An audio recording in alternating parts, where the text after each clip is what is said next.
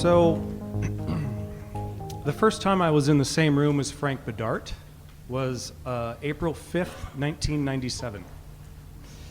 I'm usually not one to remember specific dates like that, but this one I remember. I was a young graduate student at the Iowa Writers Workshop, and he came to Iowa City to read from his poetry collection, Desire. I remember the date not only because this was Frank Bidart, but also because I was an awfully impressionable 20-something poet, and he read his long poem, The Second Hour of the Night, which from that day on was one of my favorite poems. But also because April 5th, 1997 was the day Allen Ginsberg died in New York City.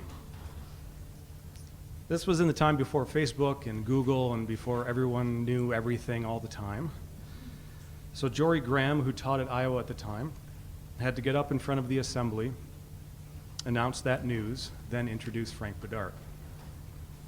I remember very well the beginning of the poem that Frank read that night. It was just the perfect thing to hear at that particular moment.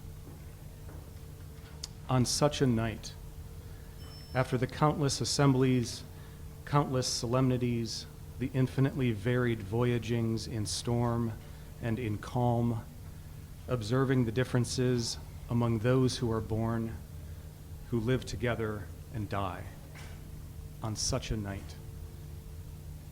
Frank Bidart is the author of 9 highly esteemed collections of poetry, including his latest, Metaphysical Dog, for which he won the National Book Critics Circle Award and was named a finalist for the National Book Award.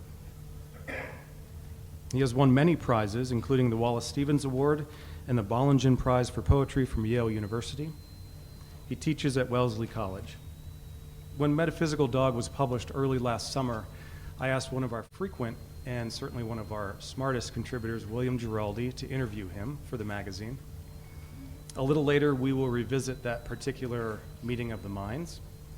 But first, he has been called one of the true living masters of contemporary poetry and one of the great poets of our time. It is my absolute honor and my privilege to introduce him, Frank Bidart.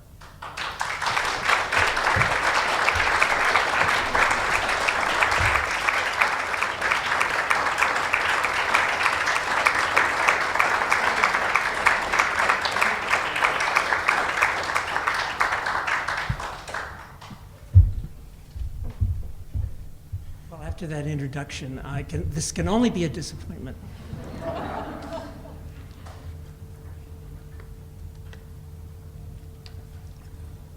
The people who design podiums, I can't say podia, podiums, they take a delight in not creating any flat surface to put water on. So I'm going to have to unscrew the top over and over. I'm going to read poems from my last book. Several of the poems will allude to narratives that the poem does not tell entirely, partly because, like in one case, it refers to a poem I wrote long ago. In another case, there's a reference to a film. In fact, I'm going to begin with that poem. So you have to glean what the narrative is from the traces of it in the present poem. The film I'm referring to in the first poem is called Pandora and the Flying Dutchman. It's with Ava Gardner and James Mason. It's not a very good film. I don't know if you've ever had this experience of getting involved in a film that is not really wonderful, but it grips your mind. Something about the constellation of characters and motives involves you. You sort of end up directing the film yourself in your mind, or certainly inhabiting it in a way that perhaps you can't entirely when you're simply seeing the film for the first time.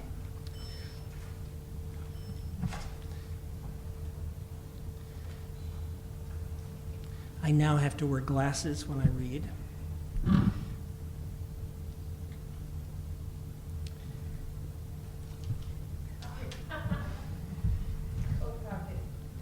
Yeah, maybe that's what I will. Let's see how it goes. The question is always mic, book, and lighting all have to somehow be in some order. This is called He is Ava Gardner. He's Ava Gardner at the height of her beauty in Pandora and the Flying Dutchman. I had allowed him to become, for me, necessity. I was not ever for him necessity. An adornment, yes, a grace note, not necessity. Everyone, the men at least, are crazy about Pandora. She's smart, self-deprecating, funny. She who has seen seemingly everything about love and says she has no idea what love is, who knows the world finds her beautiful, so that she must test every man, and slightly disgusted find him wanting. Clearly she is not in this crowd of men eager to please her, to flatter and bring her drinks. Found someone who is for her necessity. Watching Pandora and the Flying Dutchman, you feel sympathy for the beautiful who cannot find anyone who is for them necessity. He's Ava Gardner at the height of her beauty. Fucked up. You knew you'd never fall for someone not fucked up. You watch her test each suitor. She sings about love to an old friend, drunk, a poet. He asks her to marry him. After she again refuses, you see him slip something into his drink. Then he dies, poisoned. She says he has tried that too many times. Now she feels nothing. Promising nothing, she asks the famous race car driver, who also wants to marry her, to shove the car he has worked on for months over the cliff into the sea. He does. In the first flush of pleasure, she agrees to marry him. The next day, he has the car's carcass, pouring water, dragged up from the sea. You are the learned, amused professor, surrounded by his collections, who carefully pieces together fragments of Greek pots. You know it is foolish to become another suitor. Hors de combat. Soon, you are the only one she trusts. You become at moments her confessor. Then she meets the Dutchman. He offers little, asks nothing. When she withdraws her attention, he isn't spooked. Because when she meets him, he is painting the portrait of someone who has her face. With petulance, she scrapes off the face. He charmingly makes her head a blank ovoid and says, "That's better." She thinks that she is the knife that cutting him will heal him. You know she is right. You have discovered he is the fabled Dutchman who for centuries has sailed the world's seas, unable to die. Unable to die, though he wants to die. You know what it is to want to die. His reasons are a little contrived, a mechanism of the plot, reasons that Pandora at the end discovers. He murdered centuries earlier through jealousy and paranoia his wife.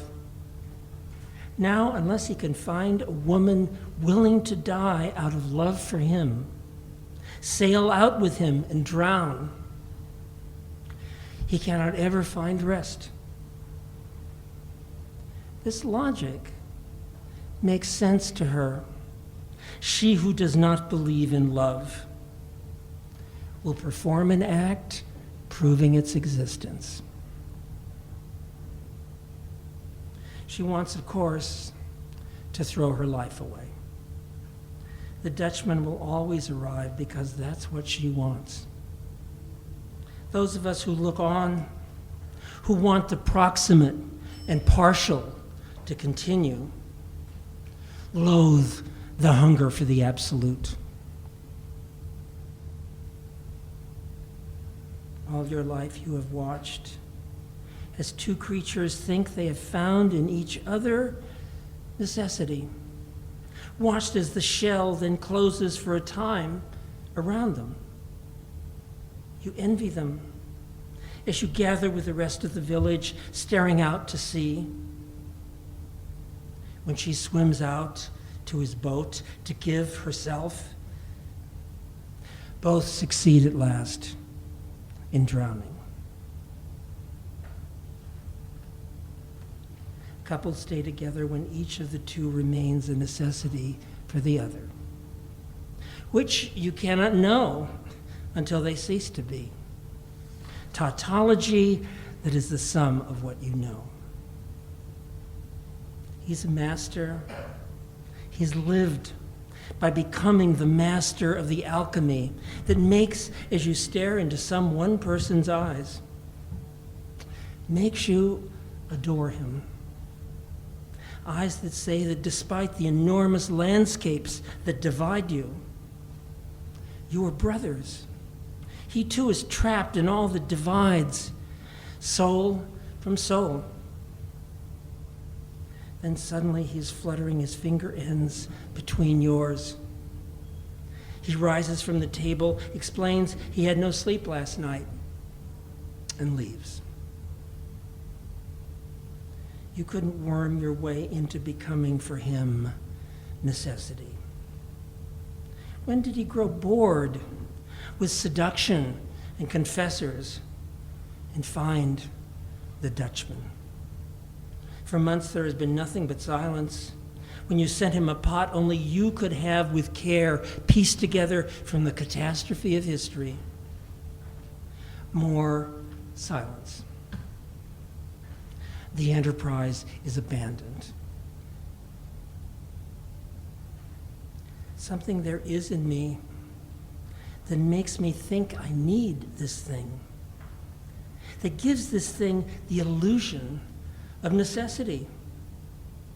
As enthralled to flesh as I, he could not see beneath this old face I now wear, this ruinous, ugly body, that I am the Dutchman. But nobody knows when living where necessity lies. Maybe later, if history is lucky, the urn will not refuse to be pieced together. This is neither good nor bad. It is what is.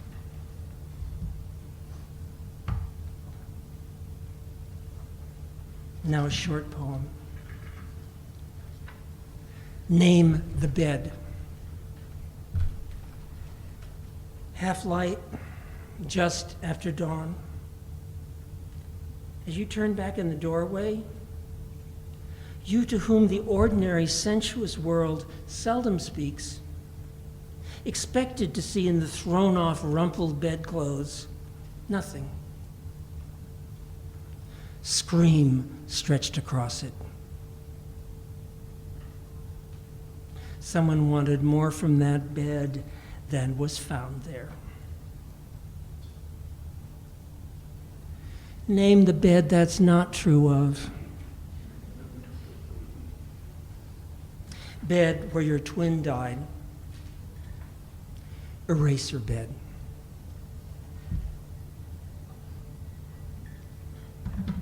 Now this is the second poem I'll read that rests on a narrative that it does not itself entirely tell. It's called Writing Ellen West. I have a poem that was in my second book called Ellen West, based on a great case history by Ludwig Binswanger.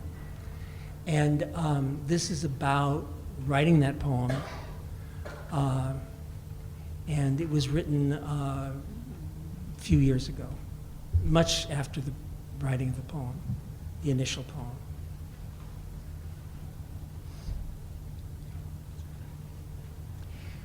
Ellen West is a great case history. I strongly recommend for anyone who's interested at all in issues of mind and body and issues of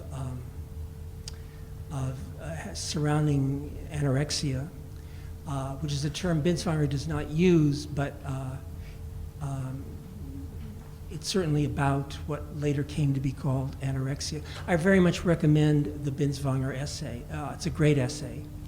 And one of the issues in writing the poem was simply trying not to betray the density and profundity of the original material. This is called Writing Ellen West.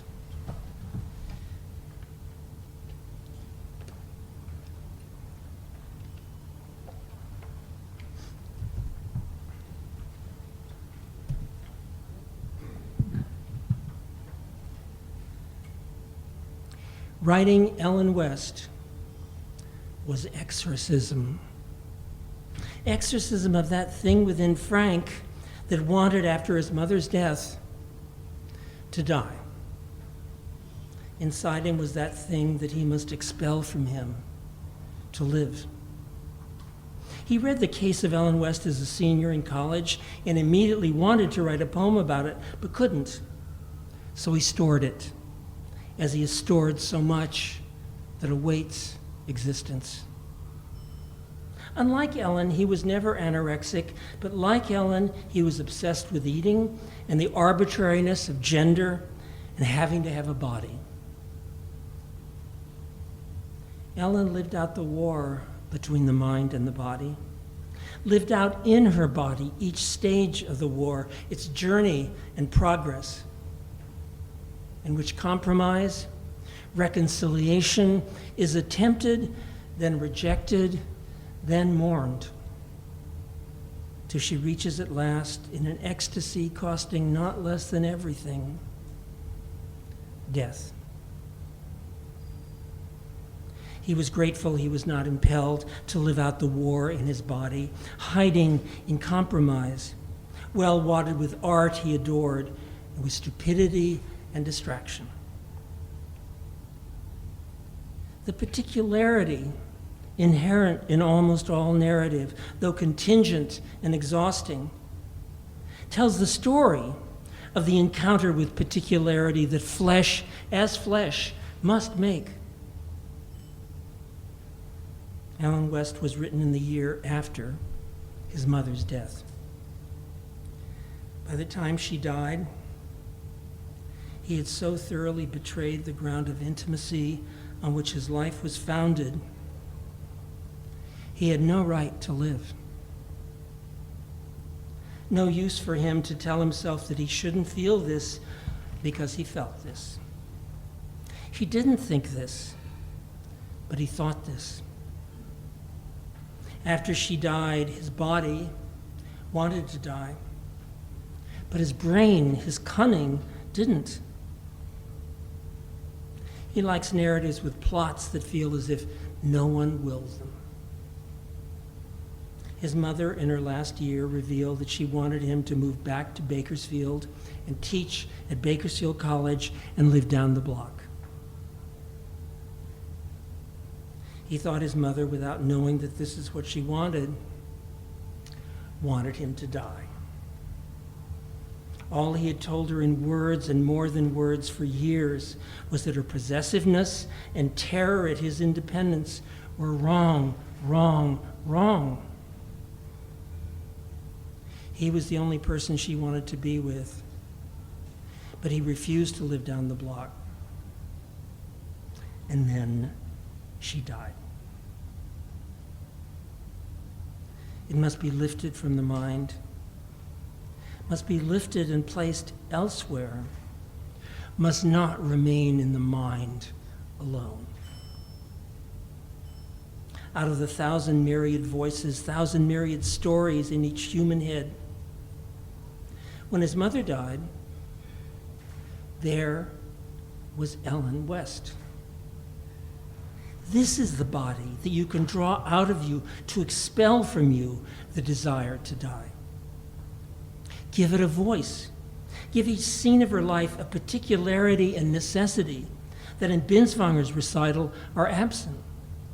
Enter her skin so that you can then make her other and expel her, survive her. Animal mind, eating the ground of Western thought, the mind-body problem. She who in the last months of her life abandoned writing poems in disgust at the failure of her poems is a poem. She in death is incarnated on a journey whose voice is the voice of her journey. Arrogance of Plutarch, of Shakespeare and Berlioz, who thought they made what Cleopatra herself could not make. Arrogance of the maker. Werther killed himself, and then young men all over Europe imitated him and killed themselves. But his author, Goethe, cunning master of praxis, lived. Frank thought when anything is made, it is made not by its likeness, not by its twin or mirror, but its opposite. Ellen, in his poem, asks, without a body, who can know himself at all? In your pajamas, you move down the stairs just to the point where the adults couldn't yet see you, to hear more clearly the din, the sweet cacophony of adults partying. Phonograph voices, among them phonograph voices, their magpie beauty. Sweet din, magpie beauty. One more poem, one more book in which you figure out how to make something out of not knowing enough.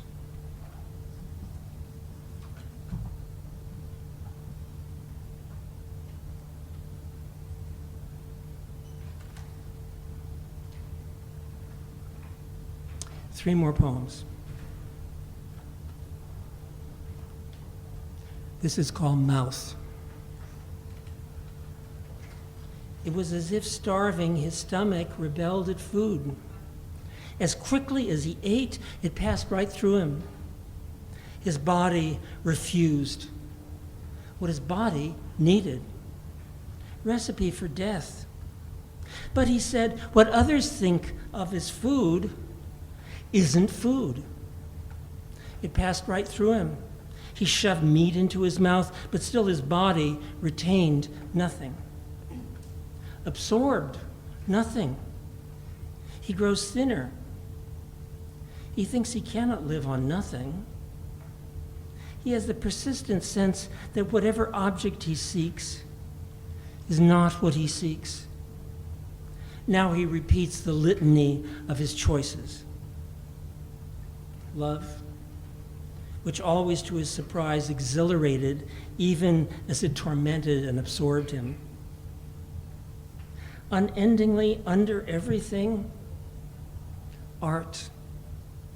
Trying to make a work of art he can continue to inhabit.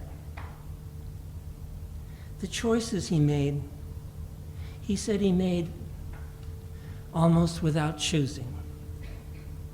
The best times, I must confess, are when one cannot help oneself. Has his pride at his intricate inventions come to nothing? Nothing he can now name or touch is food. Sex was the bed where you learn to be naked and not naked at the same time. Bed where you learn to move the unsustainable weight inside, then too often lost the key to it. Faces too close, that despite themselves promise, then out of panic, disappoint. Not just out of panic, only in his mind is he freely both here and not here.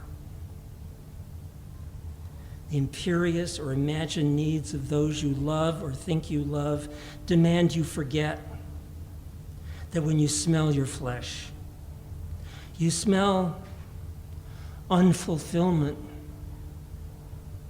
We are creatures, he thinks, caught in an obscure, ruthless economy. His hunger grows as whatever his mouth fastens upon fails to feed him. Recipe for death. But he's sure he'll learn something once he sees La Notte again.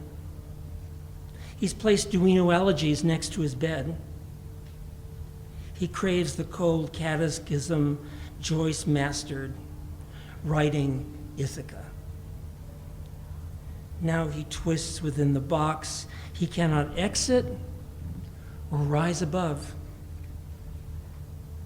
He thinks he must die, when what will not allow him to retain food makes him see his body has disappeared.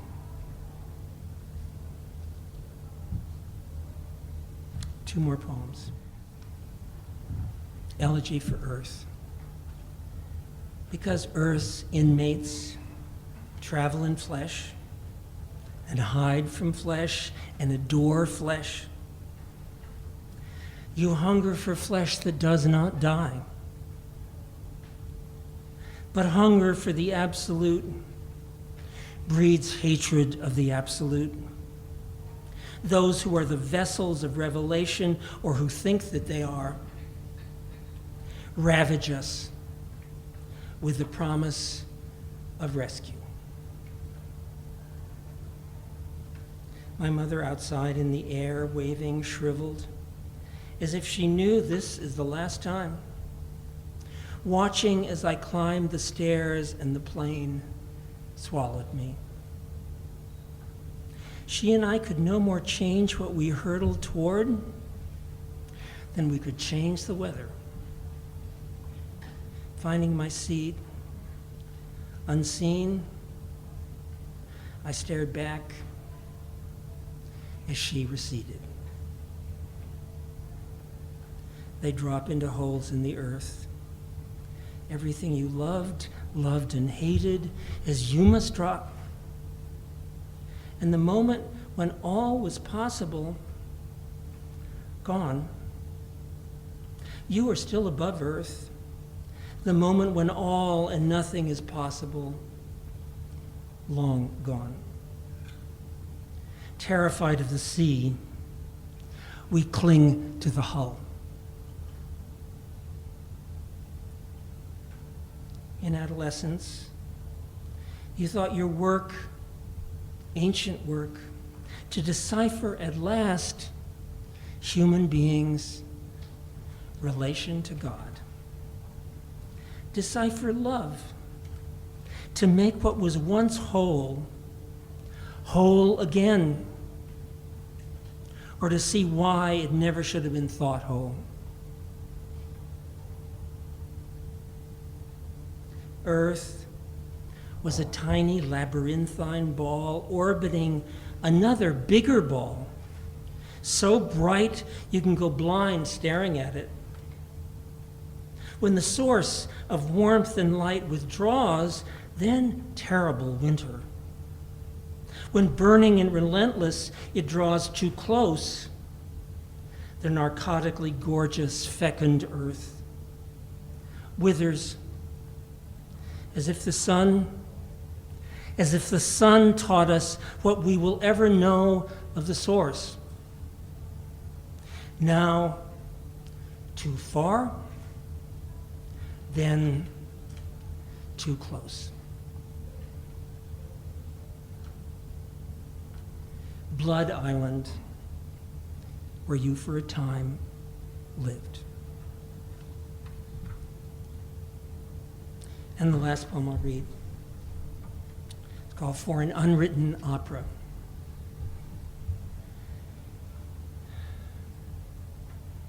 Once you had a secret love. Seeing even his photo, a window is flung open high in the airless edifice that is you. though everything looks as if it is continuing just as before, it is not. It is continuing in a new way. Sweet lingo O'Hara and Ashbery teach. That's not how you naturally speak. You tell yourself first that he is not the air you need. Second, that you loathe air. As a boy, you despised the world for replacing God with another addiction, love. Despised yourself. Was there no third thing? But every blue moon, the skeptical, the adamantly disabused, find themselves, like you, returned to life by a secret, like him in you. Now you understand Janacek at 70, in love with a much younger married woman, chastely writing her. As in Mozart, song remains, no matter how ordinary, how flawed the personae. For us poor mortals, private accommodations, magpie beauty. Thanks.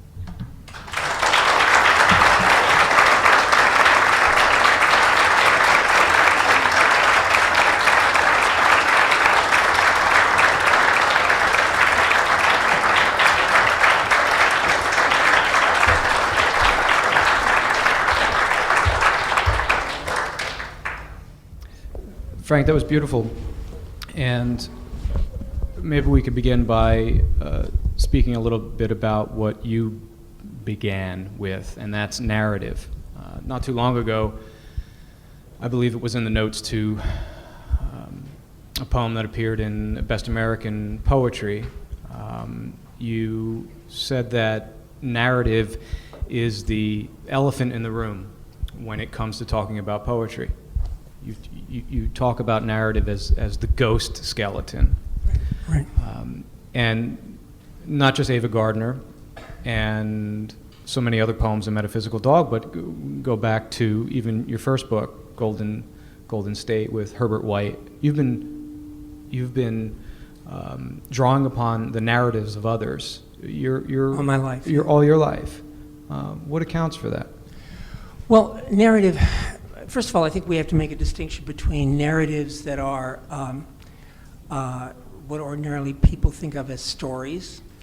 And, I think our minds, often the way we think about the world is through the way we experience and think about stories. But there's also, I think any good poem has a narrative in it. It's not necessarily a narrative with characters, quote unquote, but it is a journey. And that journey has meaning, it has significance. The poem emotionally begins somewhere, goes somewhere, ends somewhere, not necessarily in that order. But the idea of the poem as a psychic journey, a journey of the soul, is, I think, very, very central to what in the West is understood as art, certainly written art. It's central to our songs. I think, well, one thing that complicates this is that modernism, which is that movement that happened in the early 20th century where people became very dissatisfied with the conventional ideas of what art was, and became a revolution in not only literary arts and the novel and poetry, but in dance and in music and in the visual arts. The use of narrative was not a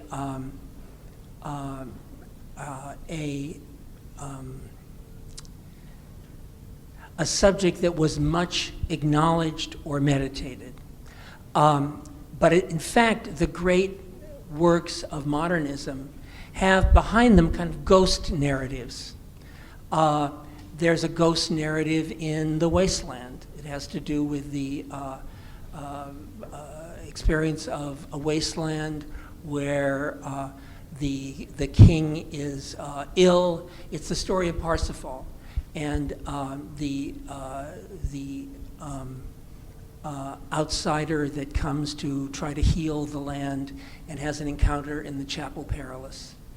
And the poem it is built structurally on that pattern, though it only at moments alludes explicitly to it.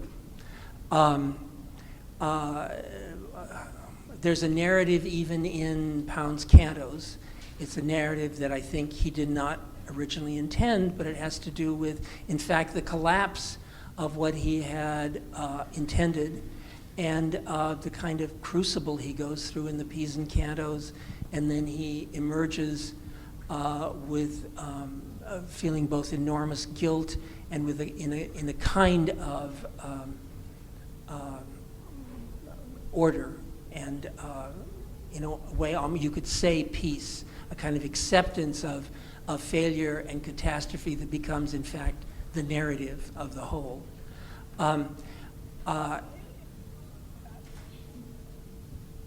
I think in modernism, with modernism, people became very tired of the conventions of narrative on which most novels were built, and even most narrative poems.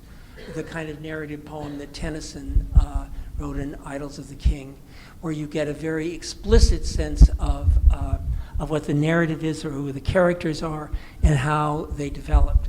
I think the problem in abandoning narrative altogether, which I think a lot of movements have tried to do, is that it's very hard to give any sense of momentum or growth or structure or development of something like wisdom to a work without a lively sense of narrative somewhere.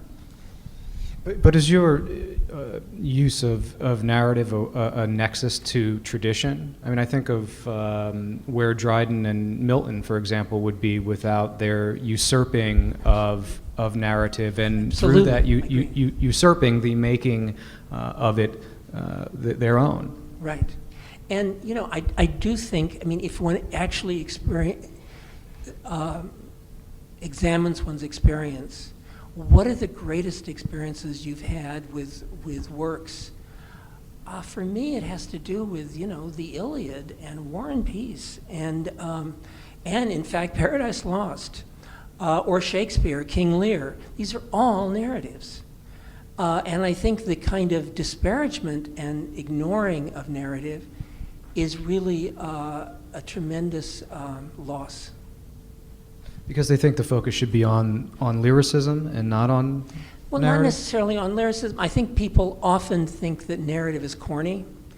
I think that they feel that tying, excuse me, tying a sense of a discussion of human fate to a particular narrative is a limitation.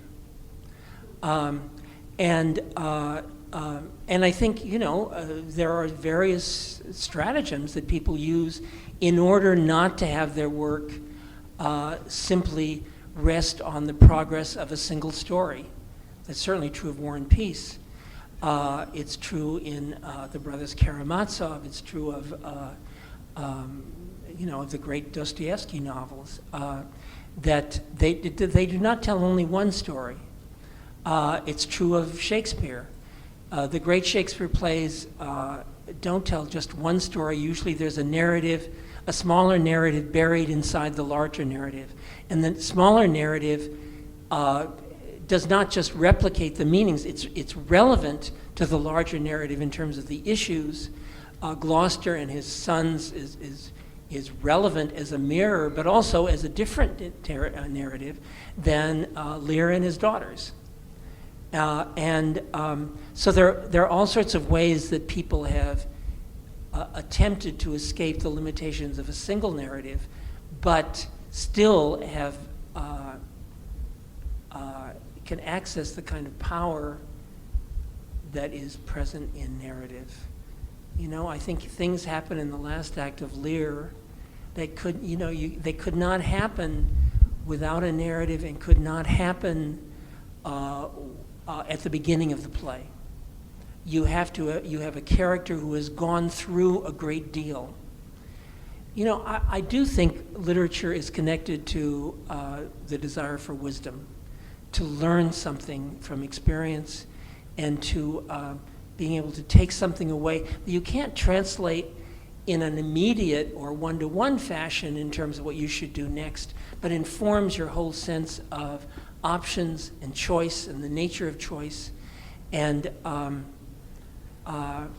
you know, the great narratives are narratives of choice. Wisdom. You know, so much of this book, and looking through all of your books, you see this, what you call the hunger for the absolute. Mm-hmm. And that word absolute, like the word necessity, like the word making, Mm-hmm. these words appear again and again in Metaphysical Dog. It was very striking to see you read and to see you, the way you read loathe the absolute. Right. And I'm wondering about where we stand with a kind of Keatsian negative capability, where we're supposed to be comfortable with these half-truths, with paradox, with antinomy, with aporia. Right. Where do we stand with this wisdom when we can't ever really be sure what we know and if what we know is true? I mean to say that I see you struggling with these ontological and epistemological questions again and again in this book. I think the great works do not end up in some sort of simple, paraphrasable set of meanings. And that's true of Homer and Shakespeare and even Milton.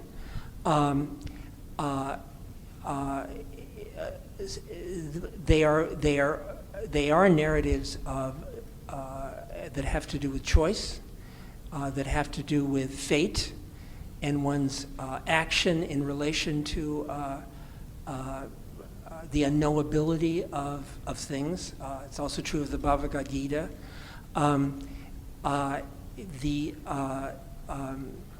You know, if you can write a wisdom literature that does not reduce everything to homily and stupid wisdom, that's the aim.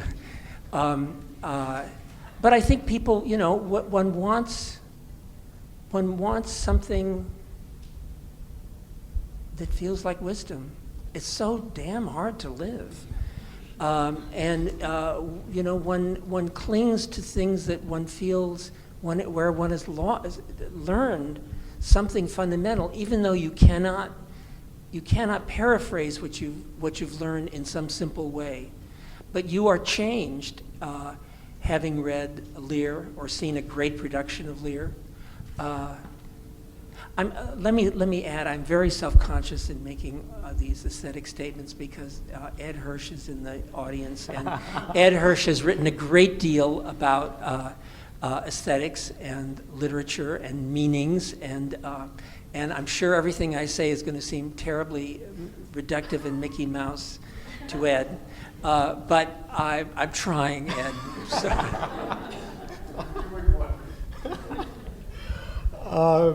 There's a stanza near the end of this book that, forgive me for butchering it, but it goes something like this, that when what we thought we knew about ourselves turns out to be not true, whole pieces of ourselves fall silent. Yeah. This, remember in Four Quartets, what Eliot called the intolerable wrestle with words and meanings, right? But this wall of silence that we're confronted with when it comes to this wisdom that you're talking about and how we can really know what we think we know. And again in this book, and even in the passages that you just read, there are these qualified statements such as those that we think we love, or those that we've been told we're supposed to love. And this goes for feeling and for thinking and for speaking. There's always this qualification, and it seems to me your hesitancy to make absolute statements within the hunger for the absolute. There were so many things in what you just said. Can you go back to the beginning? Can someone?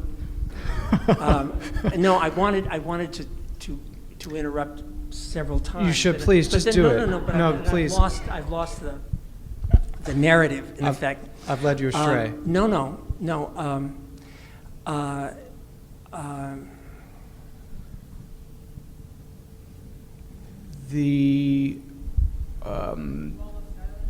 Yeah. Okay, let's start with the issue of silence. Let me tell a story about I grew up a Catholic, and I was very passionately committed to belief. I was reading the great mystics. They are able to articulate things that fall silent in one if one no longer believes. Read John of the Cross, read Saint Teresa, read the Arabic Ibn al-Arabi, the great Muslim mystics. There are profound emotional truths that one can become conscious of if you have certain beliefs. Not that all their beliefs are the same, but they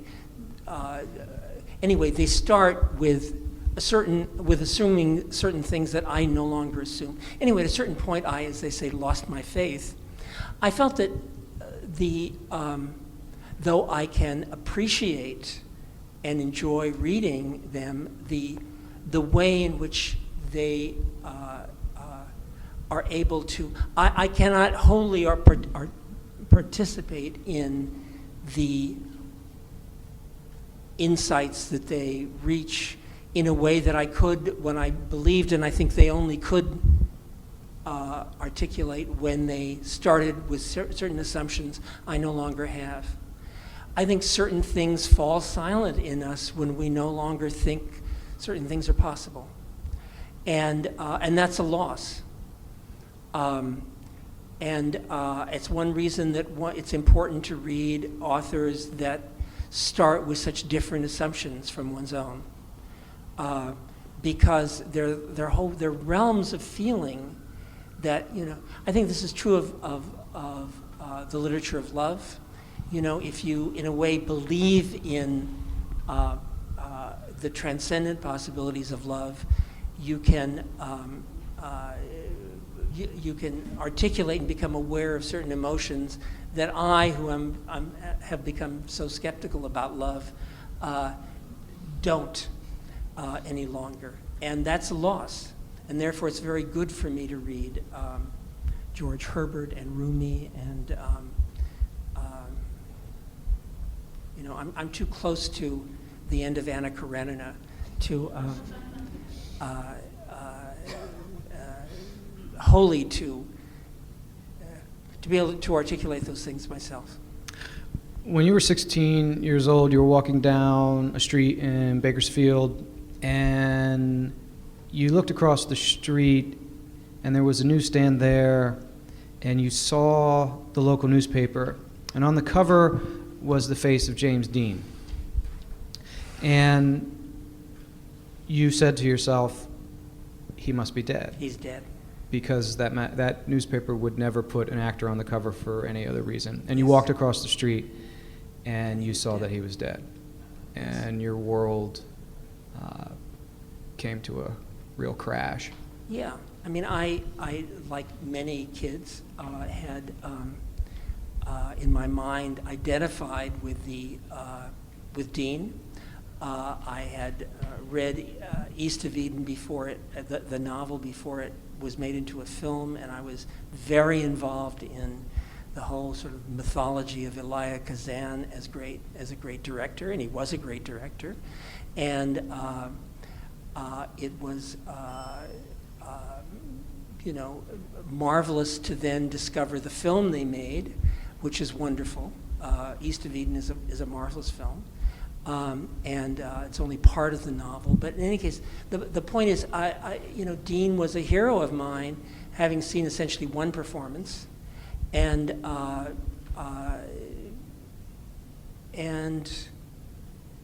it was unbelievable to see his picture on the cover of the Bakersfield Californian and know that that meant that he was dead. I'm not sure what conclusion to draw from this, except it was a very big event for me. And the conclusion I wanted to suggest was that I can think of no other contemporary poet for whom the movies have been so important. Oh. And I wonder if it's because you're a California boy, although I have to remind you that you've lived in New England now longer than you lived in California. So it's true. I, on behalf of New England, would like to claim him. But I'm hopelessly a creature of California. And the movies are everywhere in your work, not just in this book. Yeah, no. The movies have made you a poet, is what I would like to suggest. Yeah, no. I think the movies are. I think there's a kind of play of imagination that's possible that has always been in poetry, but is probably in the other arts. I guess music would be the other art, but the tying it to reality and images from the world. It's what the movies have done. Orson Welles said you had to dream a movie. The fluidity with which image follows image, for me,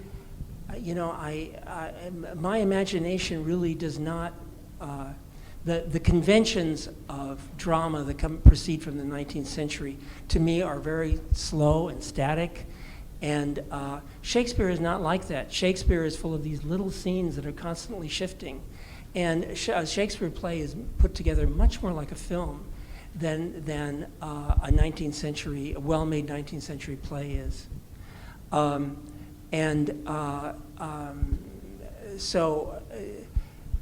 Anyway, when I was growing up, I was growing up in Bakersfield, California, which I hope none of you have ever seen. We didn't have the New York City Ballet. We did not have a great symphony orchestra. We did not have a great art museum. But what we had every week were these amazing films that Hollywood was making. And we couldn't see enough of world cinema, and I very quickly started reading about foreign films that I could never see in Bakersfield. That was a great frustration to me.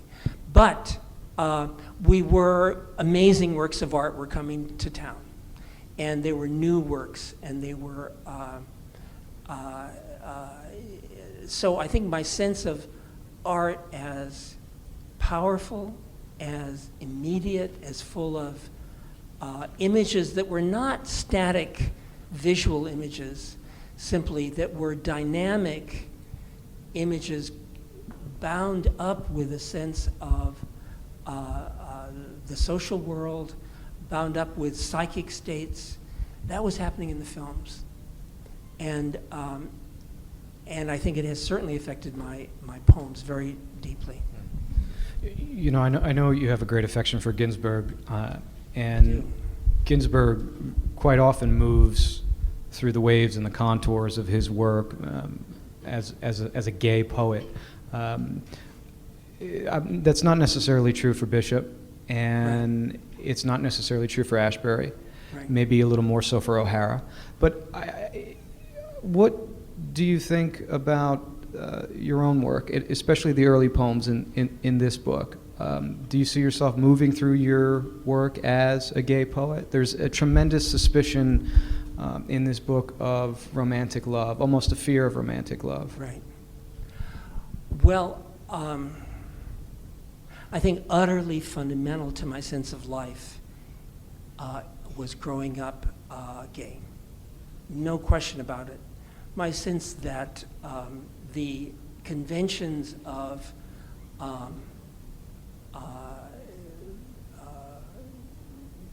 middle-class life were very often built on fictions that were not only coercive but killing. That there was a tremendous disparity between the life that people actually led and the stories I would hear. I mean, I was a very timid kid, and I was not going out and doing wild things, but my friends were. And you know, the underlife of a town like Bakersfield, I learned from those stories, was so different from the official reality. And I think I also felt I was gay from the time I was 5. I mean, you know, it's nice to think these things maybe are a question of choice. It never felt like choice to me. So I think the sense that society was full of hypocrisy, was full of fictions that were destructive, was very embedded in me very early and grounded in this subject. I think it was also, I very much identified with my mother, and my sense that women's lot in that world was in many ways coercive and terrible. Not just that women weren't paid as much as men, but in Bakersfield when I was growing up, if you married, you were expected to quit your job. And my mother did that, and she had been very happy and successful as running a doctor's office, and she suddenly became someone whose only major concern was me. And that was very bad for her. It was terrible for her. It was corrosive and destructive. So I think in a way it was the twin issues of seeing the world as my mother experienced it, and then as a person who was gay experienced it, very much had to do with my utter skepticism of the given. We have a few more minutes, and I'm wondering if anyone has any questions for Frank. I have his permission to do this, so don't be alarmed. I like a Q&A.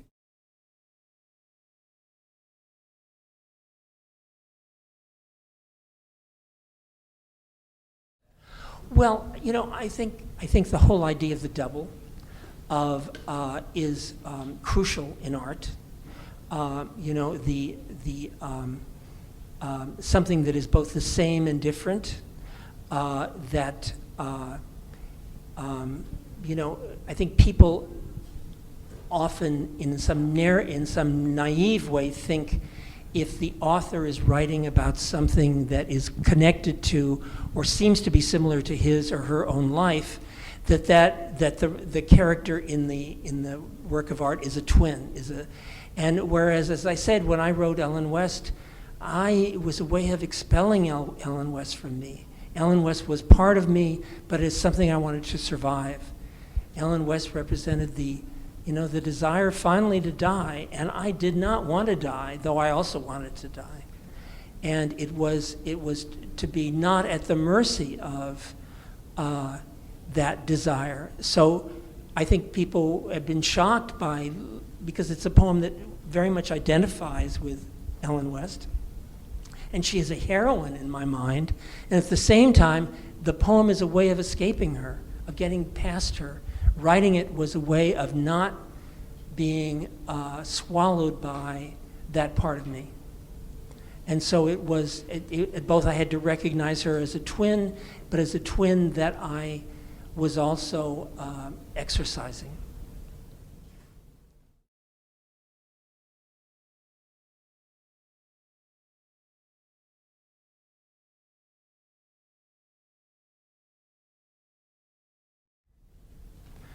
Well, I mean, it's in many ways. I mean, it's how I have learned to survive and not destroy myself. You know, I don't think I could have led my father's life. I think my father destroyed himself. He was a farmer. He was a very successful farmer in agribusiness. He was alcoholic. He was very much a womanizer, which is crucial to the fact that my parents' marriage ended. But he was self-destructive in ways that were very unacknowledged on his part. And he never found a way to conceptualize his life or be introspective about his life. And that kind of life, I think I could not have led. Really, for me, writing poems is very connected to introspection. It's my way of surviving, of making an order out of what I know. I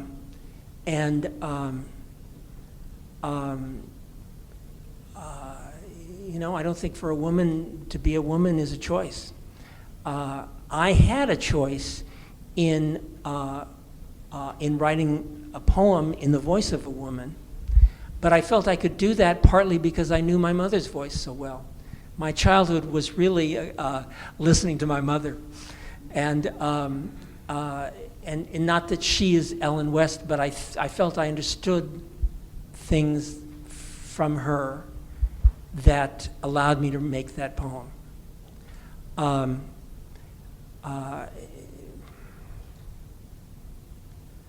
I guess I think the fundamental things in our lives are not choices insofar as they allow us to survive and relatively to thrive. And I think many times people don't find a way to do that.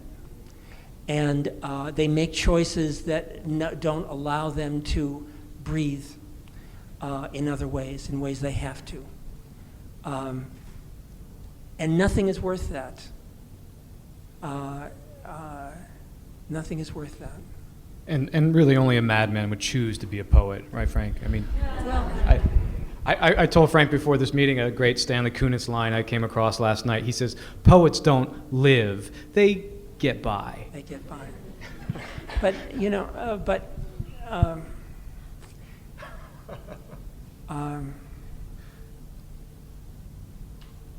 I've been very lucky to know great poets.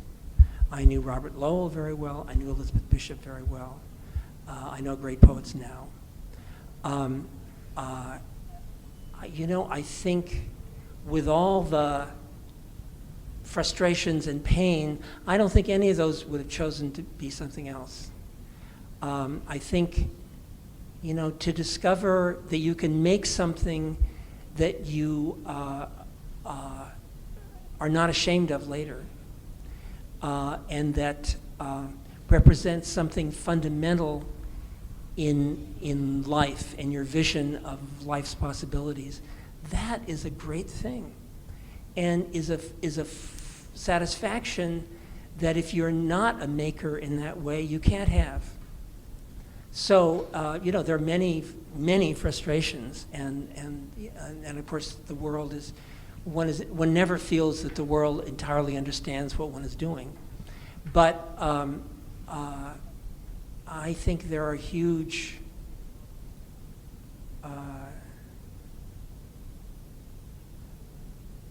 to be a poet is to be a maker, and to have the possibility of engaging in a dialogue with other makers. And that's very thrilling and very liberating. Thank you, everybody. Thank you so much. Okay, thanks.